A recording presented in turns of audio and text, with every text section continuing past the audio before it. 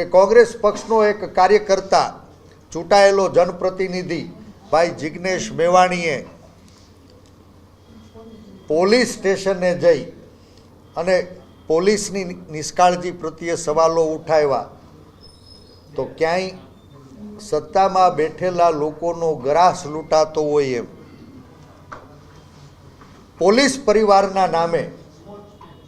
એક ચૂંટાયેલા જનપ્રતિનિધિને દલિતનો દીકરો સમજીને સરકારે દબાવવાના નિરર્થક પ્રયાસ કર્યા એ ખૂબ નિંદનીય છે.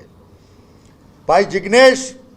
આ લડાઈ તમારી નથી, આ લડાઈ કોઈ વ્યક્તિની નથી, આ લડાઈ કોઈ વર્ણની નથી, આ લડાઈ કોઈ વર્ગની નથી, આ લડાઈ સમાજની છે, આ લડાઈ ગુજરાતની છે અને અમે સરદારના વારસો તમારી સાથે છીએ, સમગ્ર ગુજરાત તમારી સાથે છે. એ સંદેશ સાથે અમે આ દારૂ અને ડ્રગ માફિયાઓ વિરુદ્ધની લડાઈ આવતા દિવસોમાં આખા ગુજરાતના તમામ જિલ્લે, તમામ તાલુકે 18,000 ગામડાઓની અંદર લઈ જવાના છીએ.